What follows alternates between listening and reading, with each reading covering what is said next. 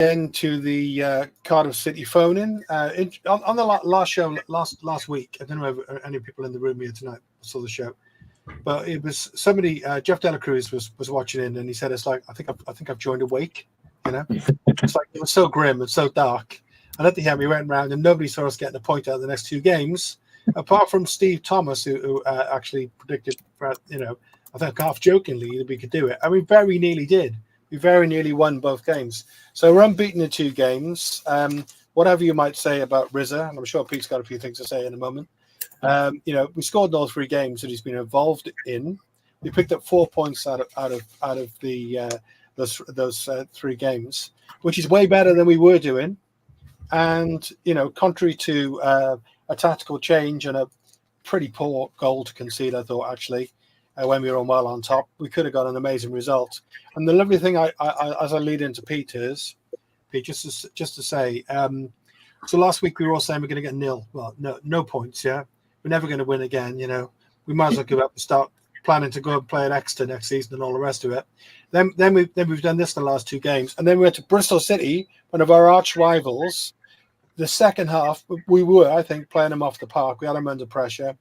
And we're all unhappy now that we only got a point. We didn't get all 3 points. What a massive change in just a couple of games. But Pete, I think you saw the tactical change in a slightly animated way. I think it disqualifies him from running a junior football club, let alone us. I mean, I genuinely, and it's not hindsight. Anybody following on social media, and it wasn't just me who said this, thought it was absolutely balmy at the time. Colwell had just missed that brilliant chance. Tanner had missed an opportunity. We were really there's a real opportunity to really get a second goal. And I think a second would have could have possibly followed up with a third. And the substitution, I think, is one of the worst bit of in-game management I've seen in the 34 years I've been going down the City. Because it had a desired effect of weakening us in 2 ways. One, our best striker was taken off, and I thought Robinson was playing pretty well and was causing problems and was linking up neatly with Colwell and Tanner. But 2, it meant that we moved our most effective player in Ruben Colwell out of position, and therefore removed his threat that he was from the game really. And I'm like you, Steve. I'd have taken a point at the start of the day. I'd have taken 4 points this week, but he made the same substitution on Tuesday night when he took Tanner off of Inamotta and went to a 3. And I didn't think it was right then because again we were on top and we could have got a second goal against Millwall. It was more understandable because that was the 82nd minute. To do it in like the 65th minute and to hand over the initiative in a local derby, I think is really, really unforgivable. And I just really I can't overlook that. And to me, it shows the need of why we need to get a proper manager in place who can manage, who's got experience of managing in game. Because I could never see I'm not calling for Neil Warnock to get the job, obviously, but I can never see a Warnock or even an Eddie May making a substitution like that. You know what I mean? I thought it was baffling. And 4 points from 9, happy with that. I do think the fixtures have been more favourable to him than they were to Bullet. If you look at the league table, we played an awful lot of the teams in the top 6. And I'm not suggesting Bullet didn't deserve to go, by the way. I'm just... and we got more favourable games coming up now, but I'm really, really, really disappointed by that, by the changes. And I think he threw away 2 points in a local derby, and that's how I feel really, because I felt we could have gone for the jugular and finished them off. Yeah, point to point, and we move on, Steve. I don't really want to quickly respond to Richard's comment there, but before we went on, I was quite excited because you said you were angry, but I'm not feeling your full anger. I am really angry about it, but there's because opportunities like that to turn your season around, a local derby win away from home can turn you see not only like turn give you bragging rights over a local rival, but can turn your season around and can try win the league. And somebody said to me, "Oh well, we're miles better off than we were when we started the week." But are we? We're still rooted to the bottom of the table, still adrift to safety. I can see signs of life, but I just think that would have been a massive 2 extra points we'd have got yesterday, Steve. And I'm not angry at the players. I thought the players put in a shift yesterday. I have been angry with them this season, but I thought they put in a shift yesterday and they showed that they wanted it in a local derby, and I'm pleased with that. But I can't overlook the fact that I thought that was very naive management, and it shows to me why he shouldn't have the job. Okay, let me go to Paul next. Then, what's your thoughts on Riza so far? Then, Paul, and was it 2 points dropped, or was it actually a very acceptable result at Bristol City away? It was probably 2 points dropped because we should have taken our chances early in the second half, and it should have been 2 or 3-0. Yeah. And then you could understand the substitution. But at 1-0, after 60, whatever it was, 6 minutes, so probably 30 plus minutes to go with added time. That's a big gamble to go to that system that basically allowed Bristol City to move the ball around us at will, and we said we were just sitting back, weren't we? And that clearly was not the best tactic, because then you had Colwell at 9 with O'Dowd and Tanner at either side of him, and then 2 holding midfielders and three centre halves and 2 wing backs. We just had our best spell of possession, and then he went to a totally different formation. So I didn't quite understand that. I mean, there's enough of them on the line, aren't there? There's Pearce there, there's Ramsford there, there's a number of them, aren't there? So I don't understand, with all that experience. Okay, Riza's inexperience as a coach. I mean, he's only ever managed. I actually didn't know, but he's managing the 7th tier for Cheshire, was it? I think it is. He also got Leighton Orient relegated from League 2. He was caretaker at Orient for a few games after a sacking, which is, I mean, you can't really count that. But it's interesting, isn't it? Because he was brought in to the club by the board, or appointed by the club rather than Bullet, I believe. He wasn't a Bullet appointment.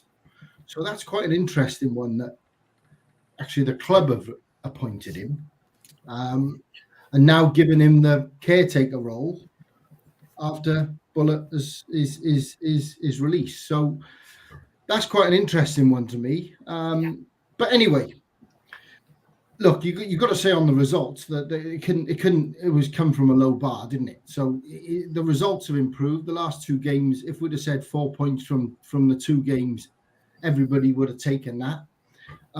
Even 1-1 away to Bristol City, even with the way the game was going, is a good result, even though, like I said, we should have been 2 or 3 up. Yeah. But a win going into the international break would have been great, and it probably would have given him the job, wouldn't it, if we'd have won? Yeah. You would think. But it would have given him a good shout, wouldn't it? You would have thought, well, if he's put there as a caretaker role and they've brought him in, you just got to join the dots, haven't you?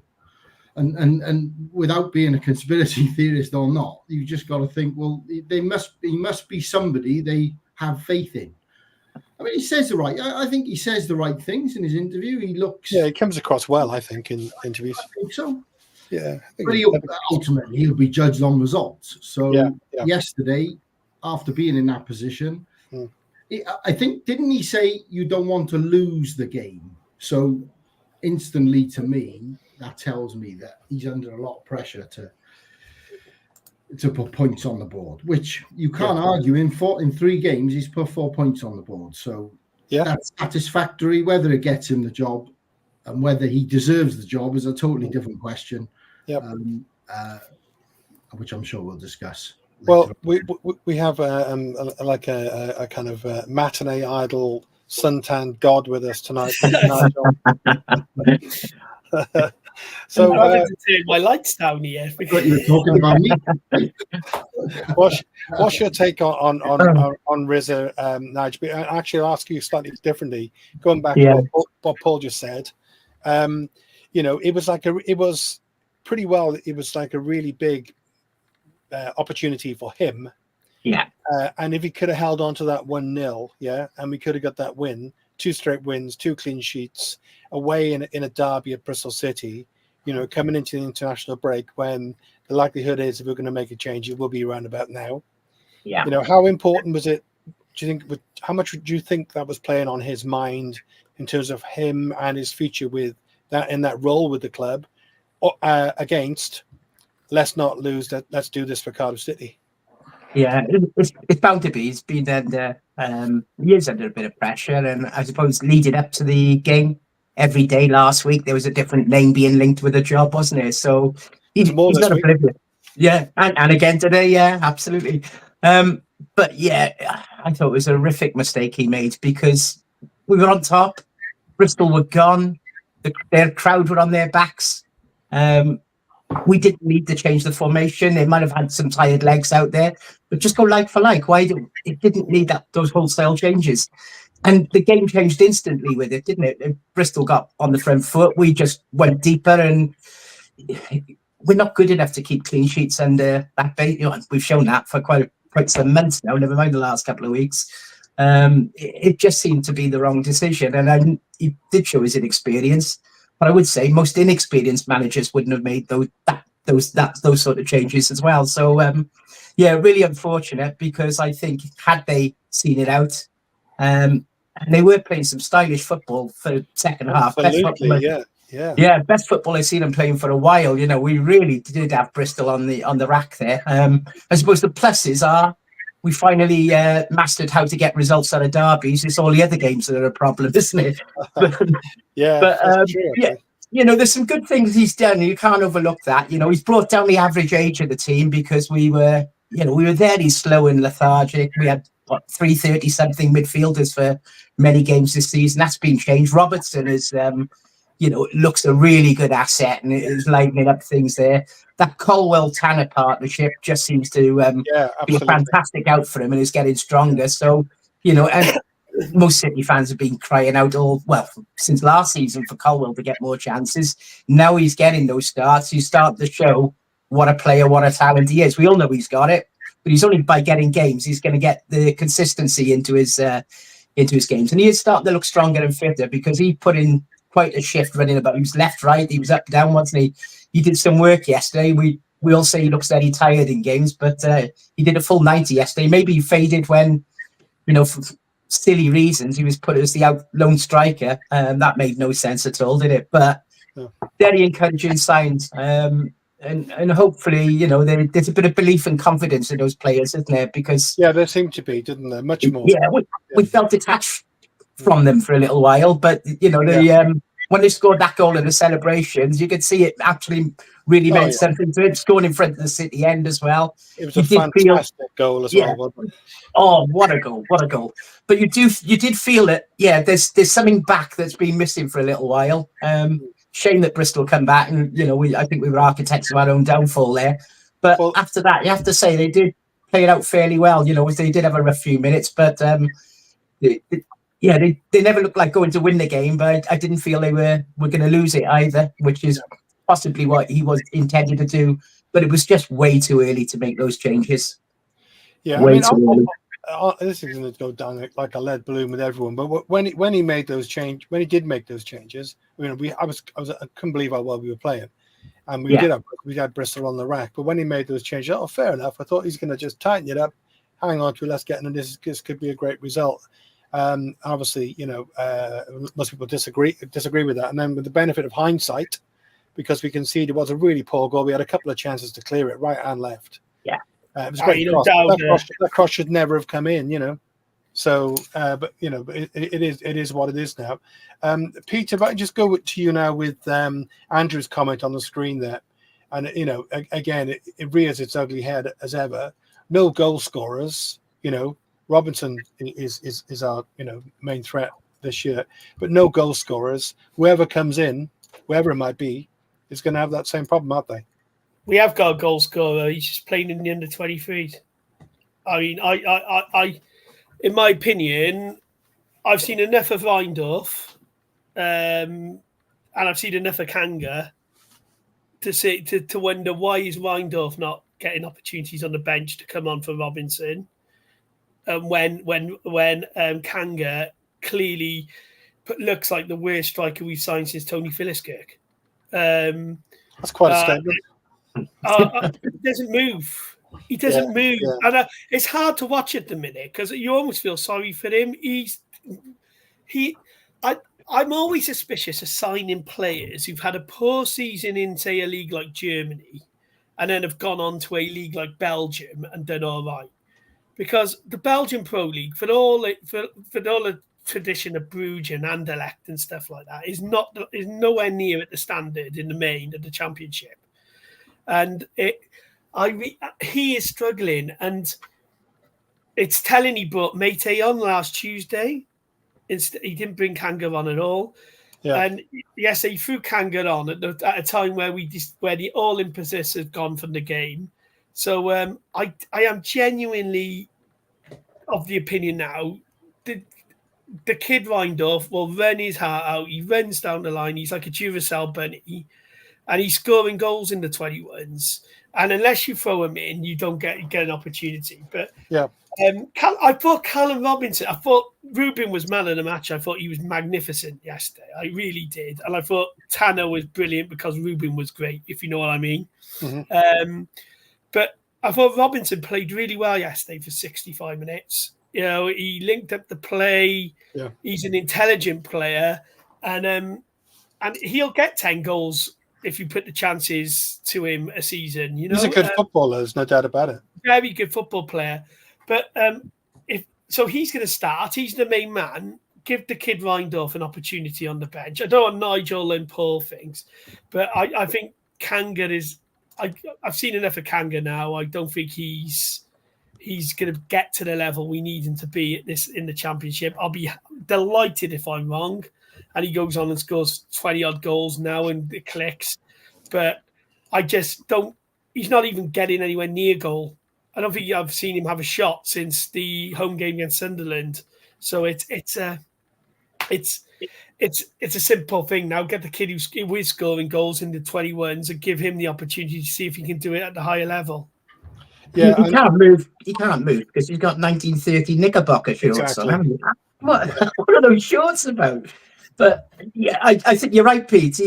He can't win a ball. He can't hold the ball, hold up a ball. He doesn't get much support and service, in fairness, when he has played a lot of times this season. But yeah, he doesn't offer an out to him, does he? You know, he doesn't run the channels. It's hard to know what he does. And I do agree about Reindorf personally, but I know Martin Davis, who we both know well, does the Premier Bluebird side. He watches all those 21 games, and he's quite convinced he needs a bit more time in them. He says he's still a bit raw, but personally, I would have him on the bench, even if you're bringing him on for the last 15, 20. You know, yesterday, he could have linked up easily with Colwell or Tanner. You know, part of that trio could have been very dynamic. And yeah, he would give them an out that they just don't have at the moment when you put a Kanga on or even a Mate up front. So Paul, we're in the international break now. I mean, so Keon Atete's on the way back, I think. I don't know how far off he is. And, you know, so that gives us another option. At some point, we'll have Isaac Davis back.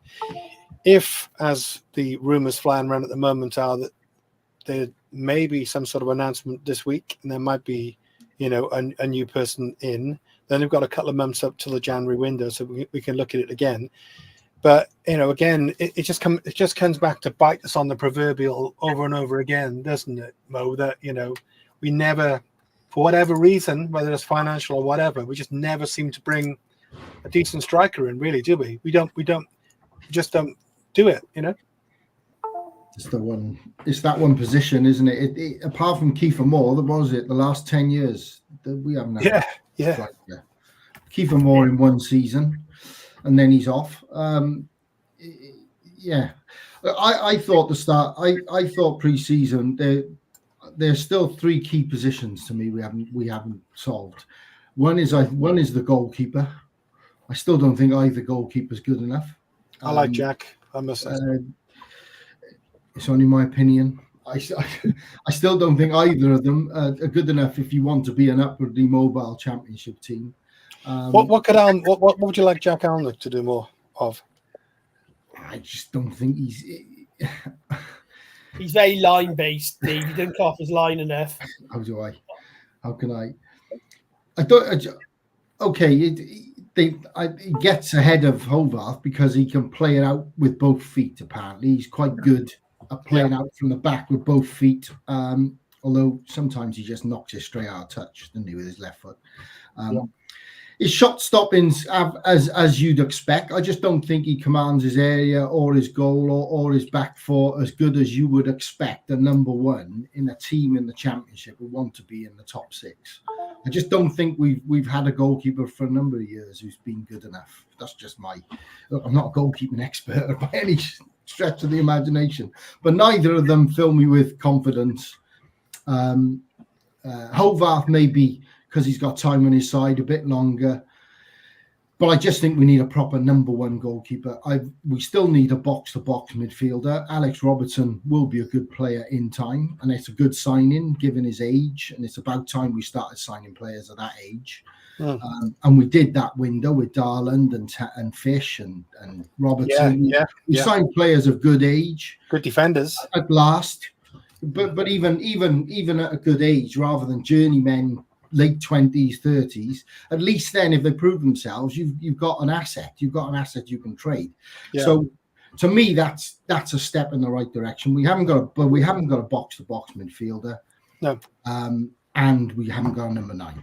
So in the absence of those three key positions, I still think we're a lower to bottom end championship team. I don't think we're going to be relegated this season. No, I don't know. Worse sides than us. I mean, so you can already see the signs of it, can't you? In the table, who are going to be down there. But yeah, to me, those were the three key positions. And coming back to the striker one, I mean, again, Kanga maybe if you get, he's only 26. I see. I actually had to look up his age because I wasn't even sure what his age was. I thought he was older than that. So maybe give him time because it's hard to come into the championship to be a number 9 in the chat from where he's been, and he hasn't played a lot of games for a 26-year-old. So to come into that position, if he was our number 2 striker or number 3 striker, you probably give him a chance off the bench and so on. We just haven't got that number 9 who we can rely on because Callum Robinson, as good a player as he is, he's not a number 9. No. But he's a damn good player. He wins the ball back high. He did that well yesterday until he was taken off. And that's when we got on top. We started winning the ball back up high when they were trying to play it out and putting pressure on. Yeah. And Callum Robinson was doing that. So was Colwell. And they were linking well with Tanner. El Ghazi needs to do more. But he hasn't played. Had a run. He doesn't look fully fit, does he? Really, he doesn't look fully fit. El Ghazi. Well, he hasn't played. He didn't play for 6 months, did he? Because he was on gardening leave when he at his last club in Germany. So he's probably got a really nice garden. I mean, he's a very good player. He's a very good technical player. He should have scored in the first half, shouldn't he? The game changes then again. Yeah. You know, but I got to be honest, in the first half, I actually didn't think Tanner did much either. We didn't really do much. The front four didn't really, other than Cole glimpses, we didn't really do a lot, the front four, until then they exploded in the second half, in the first 15 minutes. So maybe that was his team talk, you put that down to. Yeah. So, coming back to it, those are the 3 positions I still need, and it's work in progress. But one good thing is we've signed a lot of youngsters now, and we've got youngsters in the side too. Good youngsters, good ages. Yeah. So that is that, and sometimes you've got to give these players time. And with Colwell, I just mentioned Colwell. This is probably the first time he's had a run of games for a while because he's always been injury prone. He's always been in and out of the team. What has he had? The last 4 or 5 games since Ramsey got injured, and now he's starting to show how good he is. I just hope he doesn't go away with the international and get injured. Yeah. Well, I want to whiz around on a quick. I think I could have asked you Kanga versus Reindorf, but I think we've already answered that one. Yeah. So we'll spin around on a different one. I'll go to you, Nige. Actually, I'll go to Pete first on this because this could be a fun response. So, what do you think if Vincent Tan appointed Ryan Giggs as manager? What do you reckon, Pete? Well, look, take his court stuff and all his history aside, right? It's difficult because from a PR point of view, it'll be a very difficult sell for some supporters. It just will, right? But if you're looking at his managerial career and what he did at Wales, you can't argue at all that he was doing a good job when he left the Wales job. But the problem is, do you want all that baggage that you get with Ryan Giggs, which is off the field and some of the stuff there? And I don't think the club can afford to have that baggage at this time. So if we're talking footballing reasons, absolutely he would be the standout candidate for me. But unfortunately for us and for Ryan himself, there's an awful lot of baggage that comes with him, and I don't think the club and some of our fans will tolerate some of the stuff he's been wrapped up with in the past. I think that's as diplomatic without getting you in any legal trouble as I can go. Yeah, nicely phrased. Yeah.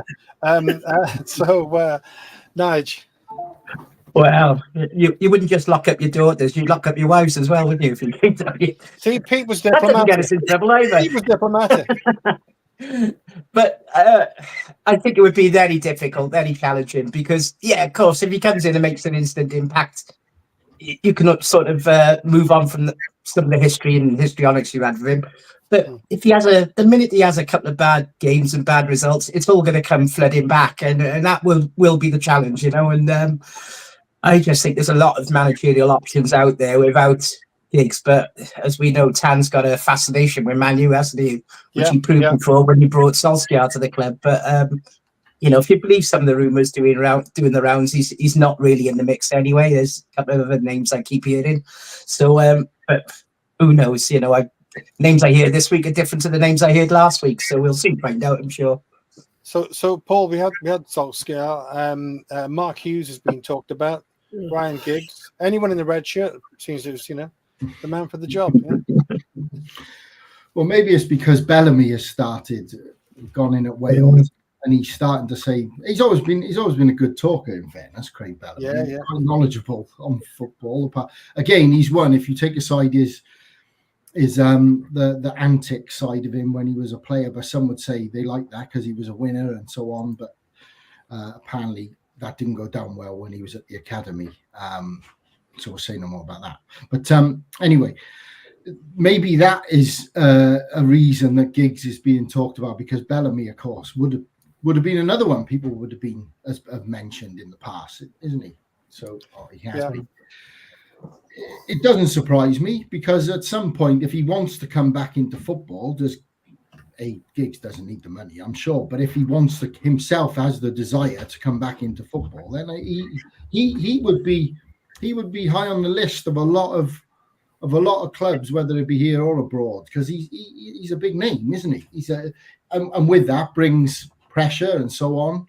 It wouldn't surprise me if he was appointed. I have nothing to base that on whatsoever. But other than the rumours, it wouldn't surprise me, because he's Welsh, he's high profile, he's played for Man United.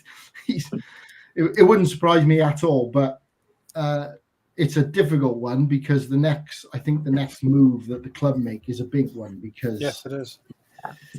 You know, it's easy to sit there and throw names and do this and do that, but we're at the bottom of the table.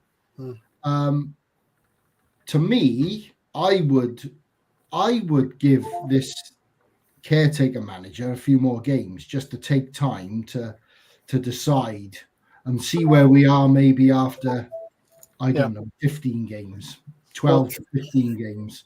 I mean, that takes that's a fair few games, though, isn't it? You know, it is. It's a couple of weeks now with no game. Then we've got 2 home games. Plymouth, is it Plymouth and Portsmouth? Yeah.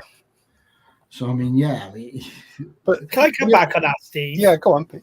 Because I get why fans say this, but we've done this before. We've done it with Hudson and we've done it with Morrison. If I was Riza, I wouldn't want the job. I think Tom Ramsett is the cleverest person at Cardiff City. He's assistant manager, never becomes caretaker because he knows he'll always keep his job. If we give Riza the opportunity for 5 or 6 more games, he'll inevitably be given a job, and then he'll inevitably be gone at the end of the season. That's my opinion. And it's based on the fact that we've done this before with other guys, with Steve Morrison, Mark Hudson. We even gave Paul Trollope the job permanently when he was assistant manager back 8 years ago. I just think I think it would be an absolutely disastrous appointment for Riza himself. If that happened, I genuinely do. I just think we got to stop this nonsense. Like, there's names like Slaven Bilic out there who've got promoted from the Championship in the past and have been Premier League and international managers.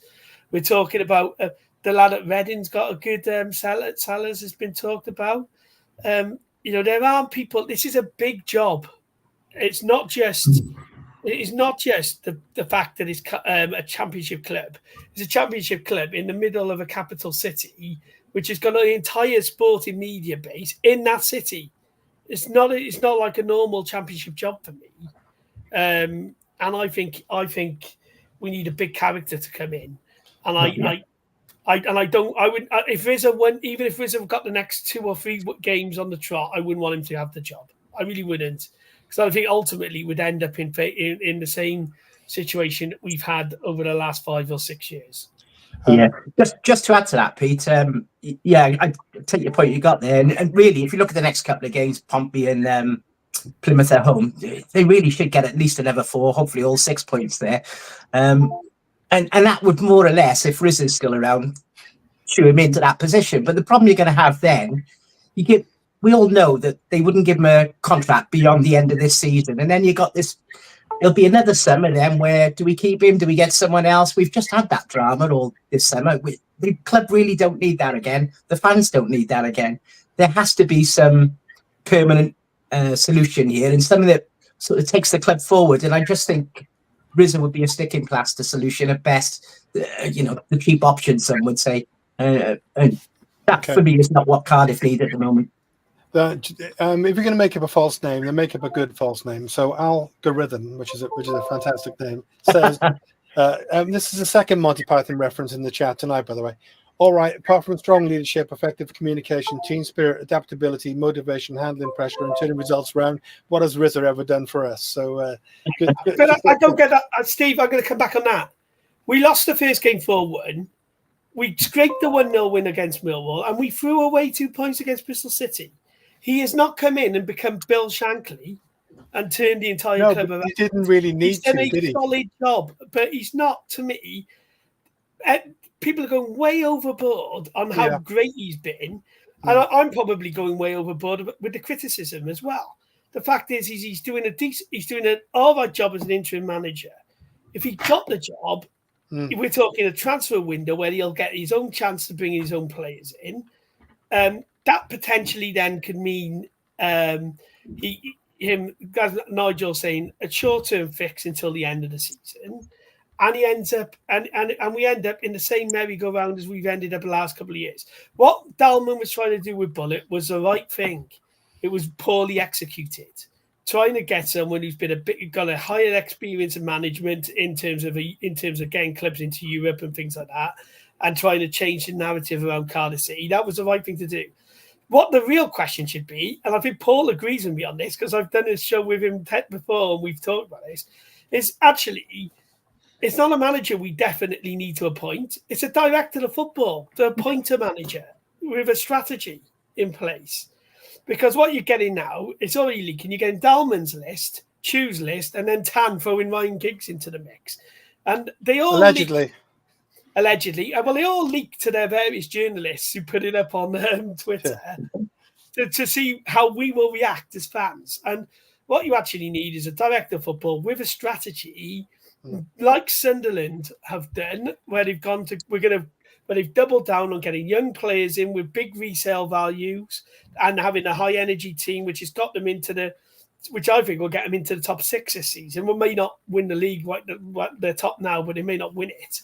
but you can see they've got a plan and a strategy, and that is what the club needs.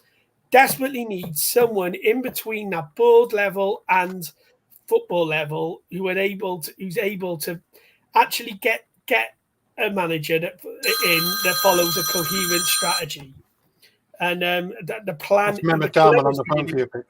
Yeah, that the club put in place rather than an ethos that the club put in place, rather than looking for the chosen one to come in and imprint it on us. And we can't go. For every Neil Warnock we've appointed, there's a Russell Slade. Yeah. It's Russell Slade's record wasn't actually that bad. Actually, no, but you know what I mean, though, Steve. Yeah. There needs to be there needs to be a whole change of ethos at the club. Yeah. I think Dalman was trying to do that with Bullet, but to ultimately make that change, you need a director of football who's got a philosophy that we can all follow. Okay, so there's a couple of things coming out. I'll come to Paul on this because I'm sure he's got. I know he's talked about it loads of times on the show, and who can disagree with it? I don't think you can really by having the director of football. But there's two things I'm thinking here. One is we saw Errol Bullet as being Dalman's appointment. We're thinking that Riza wasn't a Dalman appointment. We now looks like we may be making another appointment. I wonder, who's going to shape that, who's going to lead on that. And secondly, we heard about these experienced managers who in the background who were having opinions on things and kind of helpful advice. So I wonder if somebody like Slaven Bilic, I wonder if he was one of those advisors, because his name seems to keep cropping up. So firstly, on the director of football, Paul, would you still advocate for that? Would you still think that's maybe one of these, the managers in the background, they talk about experienced managers. Could that be something like that could maybe become more focal, and then, bringing the coach alongside them, and maybe is that what we're looking at? Yeah. Well, whether it's a technical director or sporting director, it's a common model, isn't it? Right across the top leagues of all of Europe. So it's not as if we're making it up, or to me, it would make sense with the current composite of the board that we have, with distant owner, CEO. It would just make sense. That's all. But whether it will happen is another matter. I've said Osian Roberts a number of times on this show. I think he would be the ideal person for that role. I've met him a number of times. He's a thoroughly good bloke. I met him when he was running the Wales. It was the under 16, 17s at that time, going back more than 10 years. So he's got a lot of experience, and a lot of good managers have put faith in him too, haven't they? He was at Palace, wasn't he? He's now at Como. Brilliantly there, isn't he, Paul? Pardon?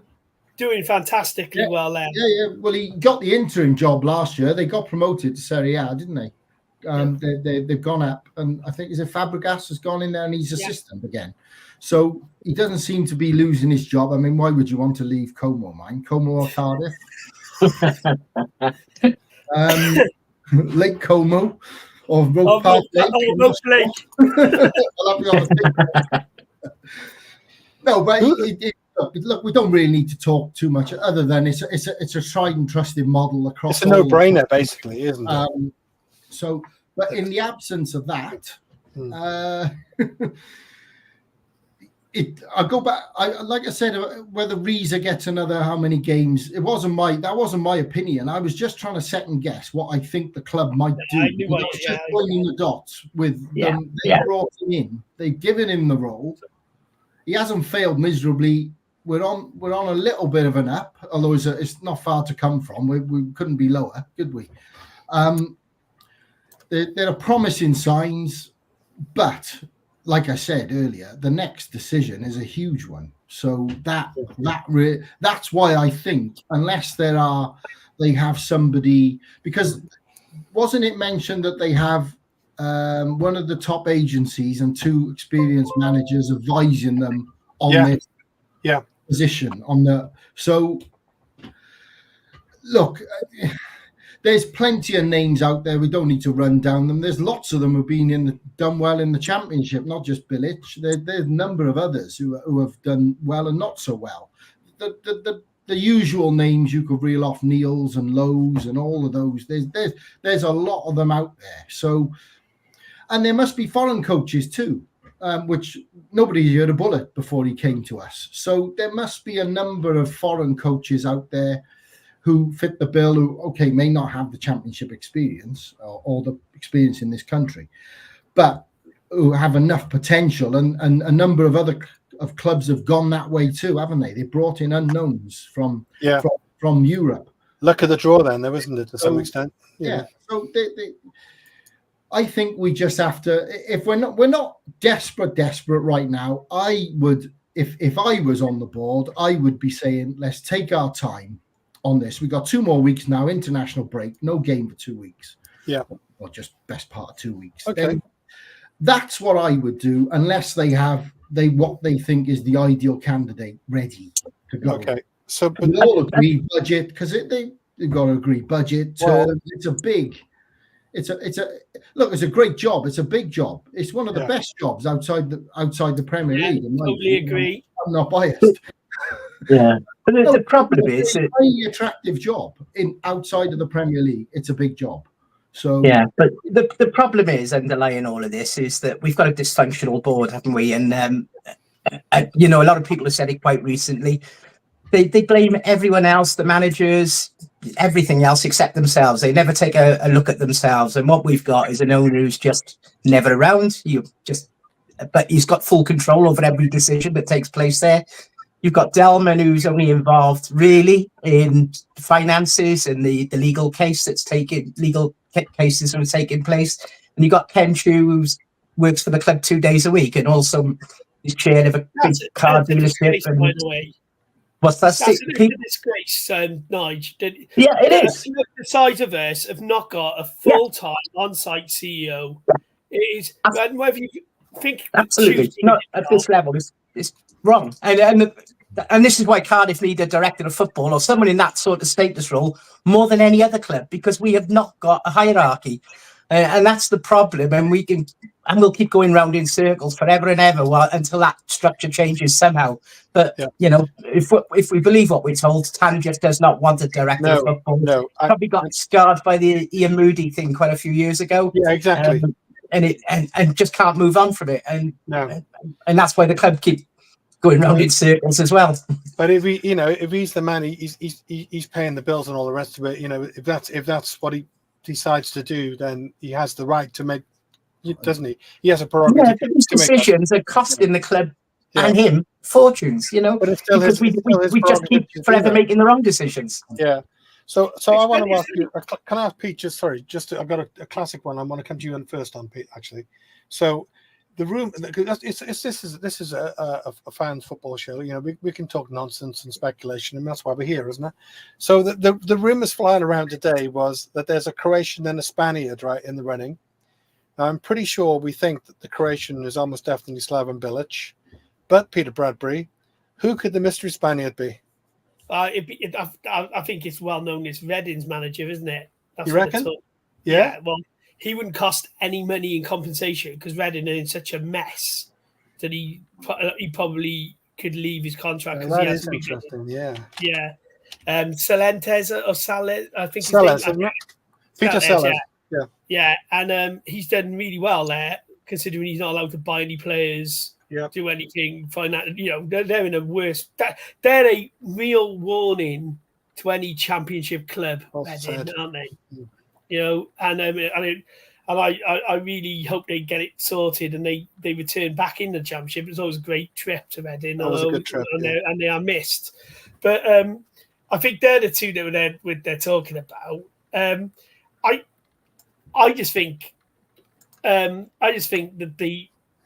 that we don't know the half of it, of what's going on in that boardroom, and I think there's I'm just speculating here, but I suspect there's a power struggle going on between Dalman and Chu as to who influences Tan to make an appointment. And yes, and of the two of them, I've met them both, and I would trust Mehmet more than I would trust Ken Chu with a decision like that, because I just don't think Ken understands football. And he, I think Mehmet is, he's a bit more of a politician in a way. And I think he would again. And I think what he was the formula he was trying to come up with Bullet was the right one. It just didn't work out. Now that happens at lots of football clubs, but he was trying to move away from the internal cheap appointment of that we've had in the past, the Morrison and Hudson and even Lamucci fell out with them. Yeah. Do you know what I mean? That boardroom. I don't think we know half of what's going on in that boardroom, and I think if we did, we'd be having more sleepless nights than we do over a game of football on a Saturday. Yeah, it's very there's a lot that concerns me in terms of the lack of leadership on a day-to-day basis is a worry. There should be someone there every day who's the boss. Yeah, well, there would be in any other big organization, wouldn't there? Like I say, I'd ask Paul and Nigel, right? Would Vincent Tan put up with having a part-time CEO in his retail business? No, absolutely not. Absolutely not. No, any business worth its salt. Turnover this club, last year, 39 million. It's a major business. Small businesses would have better structures than Cardiff City have. It's a dysfunctional structure, and it keeps getting found out time and again, doesn't it? Unfortunately, and until something changes in that mix, then I just can't see how the club can progress or evolve, because they're not in it for themselves. But Vincent Tan has got complete control over the other two. No matter what you think, there's a power struggle. None of them got any control over Vincent Tan. He'll do what he wants to do, and he's shown that time and again. And the other guys will do what they can, but on a less frequent basis than they used to. That's for sure. I have to say we've gone soft as a fan base, though, because us three, we've been going for years and years. Owners got away. Owners couldn't sell a player without a protest in the 90s. Clemo, Kumar. That farce we had with Cadman in between, I think the fans have been incredibly patient with this board, and if they get it wrong, I think that patience will wear thin going forward, because fans aren't stupid. They know when their club is being is directionless, and that's my main worry. I think we are directionless. I don't know what the 5-year plan is. Yeah. But how do you see it, Paul? I mean, you see a lot of football clubs and structures. How do you see it? What? What you want me to comment on that? He's got to be diplomatic. He has. Take a breath. Take your time. I always, this current ownership, I always think that the fact that he's put his own money consistently into the club over a number, and you can argue whether how that's been spent, how it's been run, but when you put your own finances into a club for a number, how long has he been with us now? 2010, is it 11? Yeah, 2010. Oh, more than 10 years, 12 years, 13 years. When you're consistently putting your own money in the club and nobody else's, then to me, you earn the right to make the big decisions and the big calls. But of course, football is like no other business, because there are thousands and thousands and thousands of stakeholders. and it's just, usually football isn't run like most other corporate associations. So that whether our club is or isn't, and you could argue quite strongly that it isn't at times, you could say that in the 13 years that he's been in charge of the club, this is probably in the last couple of seasons the first time that we've been in trouble of being relegated. And I got to be honest, the Reading season we should have been relegated. And the warning signs have been there for the last 2 or 3 years, without a doubt, that potentially relegation is coming. So that you would think after 13 or 14 years of running a business and where we are now, you would think that maybe I should do things a bit differently. Yeah. And you could argue then the other side, well, the club is starting to sign a lot of youngsters. The recruitment has improved a lot in the last few years. I don't think other than the obvious positions, recruitment has improved. Off the field, training ground coming, youth academy developed. Off the field isn't as bad when you look around the club and the infrastructure. That is very, very promising signs in all directions. But fans only concentrate, of course, on the table, the results, the owner, the board. Because football is that type of business, and unfortunately, that's the way it always will be, won't it? And you're only talking generally about the owner or the board when you're struggling. Yeah, it's true. So we talk about it every season. But the thing is, every week. The thing is, though, Paul and Steve, Nigel, it's the thing that annoys me about this, about about the board, is we only hear from them though when they've got some good news to say. So Ken will quite happily don a tracksuit and put a spade in the training ground, but they won't say. They'll meet with and fair play, they meet with the supporters trust, but they won't actually go out and do a sit down interview with any of the local media to say to try and put to bed some of their problems the questions we have about strategy and things like that. And I accept off the field's great, the training ground and the academy, although in typical Cardiff City fashion, every club's building it on the same site. We've managed to do it in 2 different sites in 2 different local authorities. But it's but the academy is really impressive.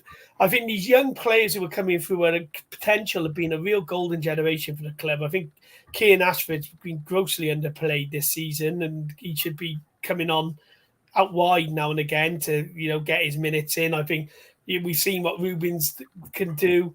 I really like the look of Capaccio and we sent Joel Colwell out on loan, and he's been absolutely superb for Cheltenham. So there's some good signs there.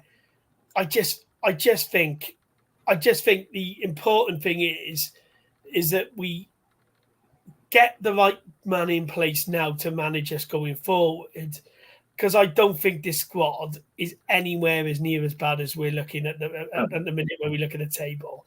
Okay. And I think actually the squad should be challenging for the top 10. I'm not saying we're a top 6 team, but Bullett's main fault was he was not picking the right players in the right positions. I mean, Robertson's made a massive difference in midfield. Colwell's we should build a team around him, and if that means Aaron Ramsey having to sit on the bench, so be it when he's fit. Yeah. You got Tanner with pace. The sub I thought he should have made yesterday, the first sub he should have made yesterday, was taking Rawls off and moving Chambers into midfield and putting Darland at centre half. Wow. Because I think Chambers is not.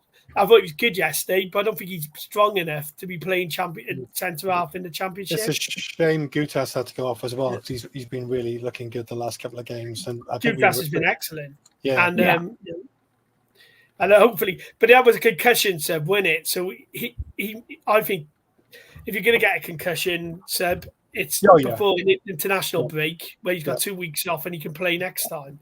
But I'm trying to be a little bit more glass half full because I've been very negative. But I think this squad has got the potential of beating anyone on their day if they're allowed to play with a bit of freedom. And I just think that the next appointment needs to be with those young players in mind. And it's a shame Tony Mowbray is not well enough, because he's got a terrific track record in the Championship with young teams and younger players. And that's a kind of profile of manager we need to be looking at. Okay, we got about 3 or 4 minutes. So I just wanted to show this comment from Richard Lewis, which I think is a really excellent comment, actually. The director of football talk again. We need to move on from that. It's not happening and won't under the current ownership. Did Neil Warnock, Dave Jones, or the late Frank Burrows need a director of football? If the manager is a strong character, then who needs someone above him? So that kind of Frank Burrows had a director of football. Kenny Hibbert was director of Yeah, football. Kenny did what Frankie said. Come on. Yeah, but I mean, he didn't have 35 man squads back then either. Which we got now. And to be fair to Dave Jones, as much as I dislike Peter Ridsdale was a full-time CEO. He was there every day and had experience of dealing with football. Doing it elsewhere as well, isn't he? Yeah. So I mean, I get I get. Look, people. It's a philosophy thing. Like you can have it, even if you have a technical director, which just works in a manager. Anything just to get some sort of philosophy in place as to what we're trying to do. And Dave Jones was told every year, he read his book, that he had to make a £5 million sale every year. And he knew that. And so he developed players to sell for £5 million, the magic fee that we used to get. So it's I think actually, ironically, we had structures in place which were more akin to the modern game back in those days than we do now. Yeah. Well, we only have an hour, so we're 58 minutes really for the radio station. So we're parking a lot in. There's loads to discuss. I wanted to mention a couple of quick things. Firstly, a nod towards the great Johan Neeskens, who passed away today. What an amazing footballer he was. Fantastic footballer. And a massive contribution to the game he made. And back at Cardiff City, coming away from Johan Neeskens, which I think he was left-footed, Johan Neeskens. So Joel Bagan, what a good job he's done coming in the left back. So great credit to Joel with that. I was going to ask you tonight, but we're not going to have time for it. But we'll ask on a future show about the idea of getting back into Europe via the Welsh League Cup, which I think is a really good one to talk about. Obviously, we've got the Wales matches coming up next. We got Friday, I think it's Iceland away, and then Montenegro at home on Monday. So there'll probably be an international flavour to the show next week if there is one. Are we just whizzing around? Are we going to get a new manager in by the end of the week, or is it social media nonsense? What does anyone think? I think we are. I'll kick off. I think it will happen. Nige. Yeah, I think we will. Maybe it's this week or next week. I think we will have a new manager before we next play. Knowing Cardiff, there's quite a few sort of dots, I's to dot and T's to cross and things. It's not easy, but I'm quite sure they are moving towards bringing one in. Okay, Paul. I think if it's Bilic and he wants it, and they can afford him and give him what he wants, the budget-wise and so on, I think that could be a yes. But my gut feeling is I think they'll give this manager more time, this caretaker more time. Are you inverted commas in the know, Paul? I wouldn't say that. I'm just trying to join the dots, as I've said earlier. As I'm just, it's just my gut feeling what they'll do with this, in the current situation. Based on history, isn't it, Paul? That's what they've done in the past, so it's a fair shout. Yeah. No, whether he gets the job permanently is a totally different matter. I just think they might just buy more time, just to, and I don't think that's an unreasonable thing to do. I think they should take their time. Can I ask just a straight yes/no question just to finish off? We are overrunning slightly, but we can do that. I'll go to you, Nige, first. Yeah, if we get a new manager in this week, does Riza? I think it's pronounced Riza. It surprised me. I thought it was Riza, but I think it's Riza. Does he get kept on as part of the coaching team? Yes or no?